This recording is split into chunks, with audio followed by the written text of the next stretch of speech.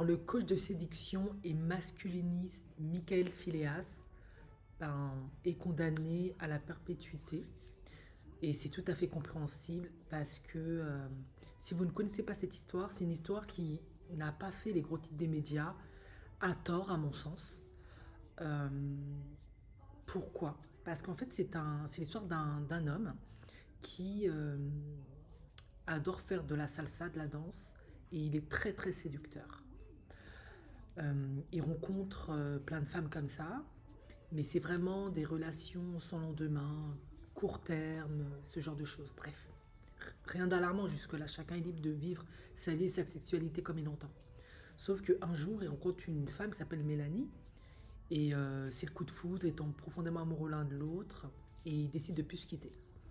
Il emménage chez elle, sauf que très rapidement, lui, visiblement, il a du mal à garder un emploi, il génère pas d'argent, il a vraiment un problème au niveau de l'autonomie financière et l'autonomie tout court, il faut dire les choses comme elles sont.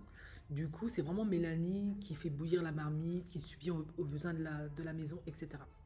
Donc lui, qu'est-ce qu'il fait? Parce que comme il a du mal à trouver du travail, à maintenir un emploi, à assumer le quotidien aux côtés de sa partenaire, il décide de se mettre sur YouTube et de lancer sa chaîne. Et le thème qu'il choisit, c'est la coach en séduction, mais plus précisément tout ce qui est MGTO, masculinisme, etc. Sauf que c'est assez délicat ce que proposent les masculinistes parce qu'ils ont une vision de la femme qui, bon, dans certains contrées, c'est peut-être le bienvenu, mais en Occident, c'est vraiment perçu. En tout cas, c'est comme ça que c'est, je ne change pas le monde, profondément dégradante et réducteur de la femme. En effet, la femme, c'est celle qui doit rester à la cuisine. Les femmes sont tous des S. Si elles ont un body count, plus de temps, machin, etc., etc. Vraiment des choses complètement dingues qu'il disait, par exemple. Il disait dans certaines de ses vidéos que les trois portes de sortie du couple sont la prison, la mort ou la rue. Et un homme, un vrai, doit avoir le pouvoir de vie ou de mort sur une femme. Voilà. Et ce genre d'idée, c'était toutes ces vidéos, tout son contenu, tout ce qu'il y avait dans sa tête. Voilà. Et ce qui était vraiment pour moi complètement... c'est vraiment de la dissociation cognitive et ça n'avait pas de sens parce que il est en hypogamie. C'est-à-dire que c'est elle qui gagne plus d'argent, c'est elle qui pourvoit aux frais de toute la maison, c'est elle qui l'entretient, qui le nourrit, qui le loge, qui lui met un toit au-dessus de la tête. Et il veut, à contrario, qu'elle lui soit soumise. Et dans un contexte traditionnel, c'est absolument pas logique. L'homme veut que sa femme, dans un contexte traditionnel, on va dire dans les cultures traditionnelles, je précise, c'est lui qui pourvoit. Mais lui, non. Lui, il ne fout rien, mais elle doit quand même lui être soumise.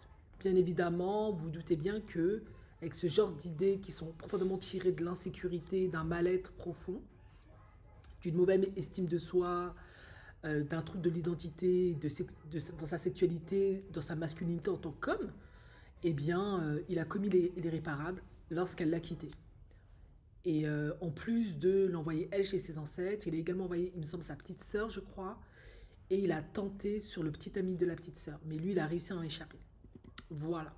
Donc les pensées masculinistes, je suis désolée, mais je sais qu'ils ont plein d'abonnés, énormément d'hommes les suivent. Je sais que certains, malheureusement, le font parce que ça génère beaucoup de vues, beaucoup d'argent. D'autres y croient vraiment. Ben, dans l'oreille d'autres hommes, ça peut être vraiment une bombe à retardement. Ça peut vraiment tuer. Elle en a payé de sa vie, hélas. Ce genre d'idées véhiculées, cette perception de la femme extrêmement négative, dévalorisante, ben, ça peut faire que d'autres objectisent comme lui totalement la femme et décident de la détruire parce qu'ils en ont la haine. Tout leur échec est imputé à la femme, alors que Mélanie, elle y était pour rien. Elle y est pour rien si tu trouves pas de boulot, si tu t'en sors pas. Voilà. Ça, c'est quand même une réalité qu'il y a derrière beaucoup de chaînes YouTube, surtout chez les hommes masculinistes. On les voit toujours. Souvent, ce sont de très beaux hommes, on va pas se mentir. Ils prennent soin d'eux, ils font de la gonflette, ils parlent bien, ils sont éloquents, ils ont un charisme, etc.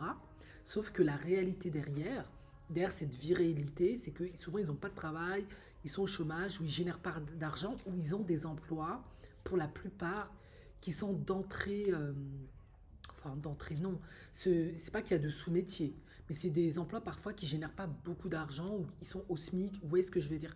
Ce sont pas des hommes souvent qui gagnent des revenus extrêmement élevés, euh, qui peut aller jusqu'à plus de 4 000, 5 000, 10 000. Souvent, on ne retrouve pas ces hommes-là dans ces profils. Peut-être qu'après, avec leur contenu, ils vont générer cet argent-là parce qu'ils ont plein d'abonnements, ils font des séminaires, ils vendent des livres, des formations, etc. Et puis, ben, basés souvent sur de la pseudo-science, ils arrivent à attraper un certain nombre de personnes. Mais souvent, ce sont des hommes vraiment qui ont faible estime, qui dans la société sont pas les alphas, sont pas ceux qui sont perçus comme des hommes qui ont réussi, les alphas, les gagnants. Et du coup, ils ont la croyance qu'à cause de ça, ils n'arrivent pas à se faire des nanas ou que les femmes ne les respectent pas. Alors qu'en fait, ça n'a rien à voir. Souvent, c'est lié à une estime de soi. C'est d'autres problèmes parfois qui rentrent en compte. Et finalement, beaucoup de ces hommes mériteraient parfois, je dis pas tous, mais de faire une thérapie pour voir en fait qu'est-ce qui peut-être n'a pas fonctionné. Et voilà, il me semble que c'est le premier cas de masculiniste qui a tué. On a souvent vu ça aux États-Unis, dans les autres pays. En France, il n'y avait jamais eu ce problème-là avec les masculinistes. Ils disaient leur contenu. Certes, c'était extrêmement limite, très controversé. On supprimait leurs chaînes, ils étaient indexés, etc. Mais il n'y avait pas eu de problème. Et là, apparemment, c'est le premier cas de féminicide.